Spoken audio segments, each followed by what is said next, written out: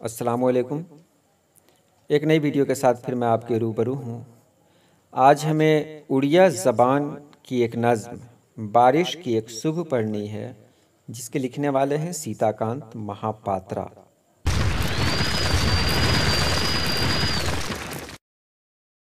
تو ہم اڑیا زبان کے بارے میں جانتے ہیں کہ اڑیا زبان اڑیسہ میں بولی جاتی ہے اور اس کی شروعات تقریباً 17ویں صدی میں ہوئی۔ 19ویں صدی میں اس کو بہت فروغ حاصل ہوا۔ اس زمانے کے شاعروں میں مدھوسودن راؤ، رام شنکر رائے، امیش چندر سرکار، گنگا دھر موہر وغیرہ قابل ذکر ہیں، جنہوں نے اپنی شاعری سے اڑیا زبان و ادب میں قیمتی اضافہ کیا ہے۔ ترجمہ کے فن سے تو آپ واقف ہیں، اس سے پہلے کی سبق میں بھی آپ کو بتا دیا گیا ہے، پھر بھی آپ جان لیں۔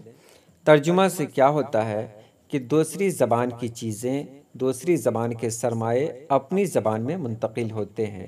مثال کے طور پر انگریزی زبان میں اگر کچھ ہے تو اسے میں نے اردو زبان میں ٹرانسلیٹ کیا، ترجمہ کیا، تو انگریزی زبان کی وہ چیزیں ہماری اردو زبان میں آ جائیں گی، جس سے ہمارے ادب میں، ادب کے سرمایے میں اضافہ ہوگا۔ یعنی ہمارے پاس ادب کا ایک ذخیرہ جمع ہوگا، اور وہی زبان سب سے زیادہ اہم زبان سمجھی جاتی ہے، جس کے پاس ادب کا جتنا زیادہ ذخیرہ ہو۔ دوسری زبان کے جب ہم اپنی زبان میں ترجمہ کرتے ہیں تو ہم دوسری زبان کے بارے میں بہت کچھ جان لیتے ہیں۔ دوسری زبان، دوسری تہذیب، دوسرے لوگوں کے رہن سہن کے بارے میں ہم کو بہت کچھ جاننے کا موقع ملتا ہے، اور اس کا موازنہ ہم اپنی زبان سے کرتے ہیں، اپنے کلچر یا اپنے ماحول سے کرتے ہیں۔ اس سے ہمیں بہت کچھ سیکھنے کو ملتا ہے۔ اب اڑیا شاعری کے بارے میں ہم جان لیتے ہیں کہ اڑیا شاعری کی خاصیت کیا ہے اور اس کا ترجمہ اردو میں کیوں کیا گیا۔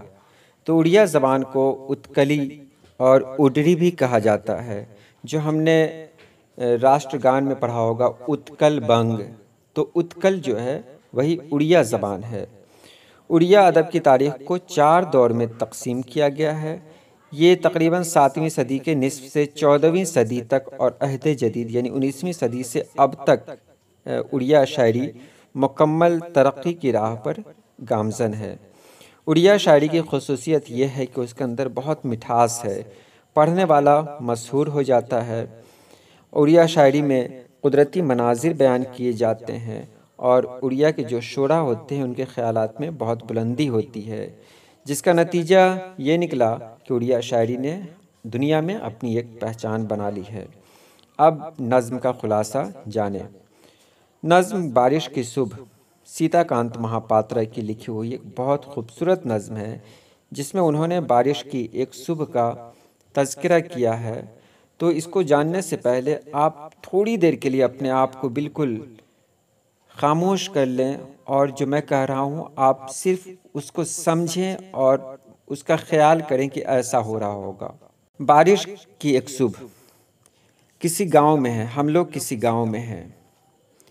اس گاؤں میں مرد جو بھی ہیں وہ کمانے کے لیے باہر نکل چکے ہیں، صبح کا وقت ہے، مرد کھا پی کر تیار ہو کر باہر چلے گئے ہیں، بچے بھی تیار ہو کر اسکول چلے گئے ہیں، صرف گاؤں میں عورتیں بچی ہیں۔ عورتوں نے بھی اپنا کام پورا کر لیا ہے۔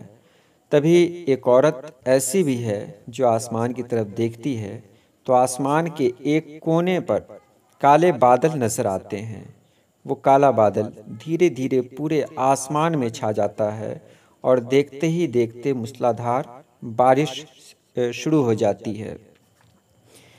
بارش کے وقت گاؤں کا منظر بالکل عجیب ہوتا ہے، تمام دروازے بند ملتے ہیں، تمام کھڑکیاں بند ملتی ہیں، ایسا لگتا ہے کوئی بھی زیرو گاؤں میں موجود نہیں ہے۔ ایسے میں لوگ اپنے گزرے ہوئے دنوں کو یاد کرتے ہیں، اور بہت سارے خیالات ایسے ہیں جو انسان کے ذہن میں آ جاتے ہیں۔ وہ عورت بھی اپنے گزرے ہوئے زمانے کو یاد کرتی ہے، اور اپنا موازنہ اس بادل سے کرتی ہے کہ وہ بادل نہ جانے کہاں نکلا اور نہ جانے کہاں برس گیا۔ ایک انسان کی زندگی میں بھی بالکل ایسا ہی ہوتا ہے، ہم رہتے کہیں اور ہیں، زندگی کہیں اور گزارنی پڑتی ہے۔ ہماری زندگی میں بہت کچھ ایسا ہوتا ہے جو ہماری سوچ اور ہمارے خیال سے بالکل الگ ہوتا ہے۔ ہماری خواہشوں سے الگ ہوتا ہے، لیکن ہم کو زندہ رہنا ہے تو زندہ رہنا ہے۔ یہی اس نظم کا خلاصہ ہوا۔ امید ہے آپ لوگوں نے اس کو سمجھ لیا ہوگا۔ تو آج کے لیے اتنا ہی۔ اللہ پاک آپ سبھی لوگوں کو خوش رکھے، آباد رکھے۔ اللہ حافظ۔